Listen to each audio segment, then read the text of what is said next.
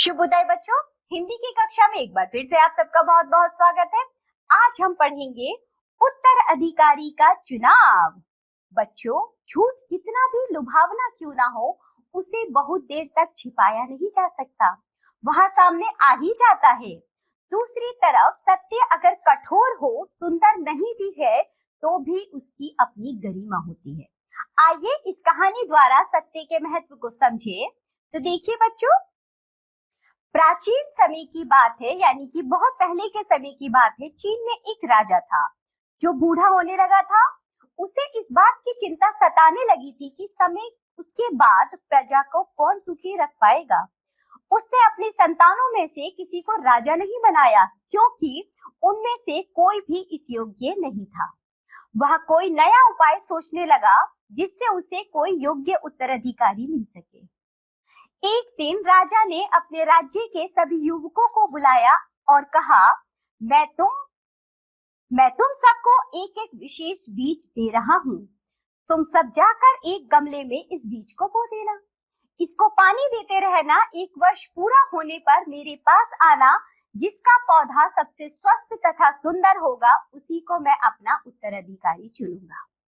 घर जाकर सभी युवकों ने बीज को गमले में बो दिया।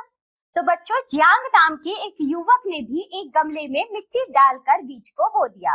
पानी डालने के पश्चात प्रतिदिन वह ध्यान से देखता था कि बीज में से अंकुर निकल रहा है या नहीं। अन्य सभी युवक आपस में बातें करते थे कि उनके गमले में छोटा सा पौधा दिखाई देने लगा है, परंतु जियांग को अपने गमले में कुछ भी दिखाई नहीं देता था। 5-6 सप्ताह बीत जाने पर भी जियांग के गमले में अंकुर नहीं फूटा। सभी युवक अपने पौधों की बातें करते थे। समय आने पर राजा के पास जाने की चर्चा करते थे। जियांग अपने गमले को देखकर उदास रहने लगा। उसे लगा कि उसने अपने बीज की अच्छी तरह से देखभाल नहीं की। सभी युवक अपने गमले को लेकर राजा के महल में जाने की तैयारी करने लगे। जियांग ने अपनी माँ से कहा कि वह खाली गमले को लेकर राजमहल में नहीं जाएगा। उसकी माँ ने उसे समझाया कि खाली गमला लेकर ही राजमहल में जाओ। जियांग को समझ में आ गया कि माँ ठीक कह रही है। वह खाली गमला लेकर ही राजमहल की ओर चल दिया। कुछ देर बाद राजमहल में आए और सबके पौधों को देखकर बोले, वाह। तो बच्चों, राजा ने देखा राजमहल में सबके पौधे आए हैं तो बोले, वाह, क्या पौधे उगाए हैं। आज तुम लोगों में से किसी एक युवक को इस राज्य का उत्तराधिकारी चुना जाएगा।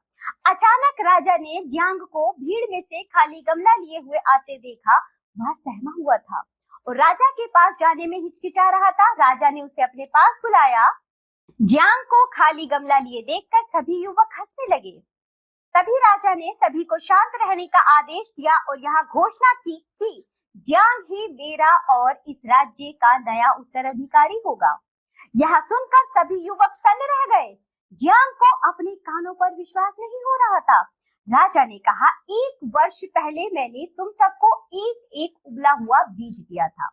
उबला हुआ बीज कभी अंकुरित नहीं होता। जियांग को छोड़कर तुम सभी ने उबला बीज हटाकर दूसरा बीज बोया और पौधा उगाकर ले आए। जियांग ने ही वह साहस और सच्चाई दिखाई कि मेरा दिया हुआ बीज बोकर खाली गमला लेकर चला आया। अतः जियांग ही इस राज्य का राजा बनने के योग्य है। तो बच्चों, ये थी कहानी उत्तराधिकारी की, यानी कि जो राजा भी है बच्चों जिस राज्य का, उसके जाने के बाद कौन उस गद्दी पर बैठेगा, उसको उत्तराधिकारी कहते हैं। तो बच्चों, जियांग बन गया उस राज्य का उत्तराधिकारी। इसी के साथ ये कहानी होती है समाप्त। अब हम मिलेंगे आपसे अगली कक्षा में, तब तक के लिए बाय बच्चों।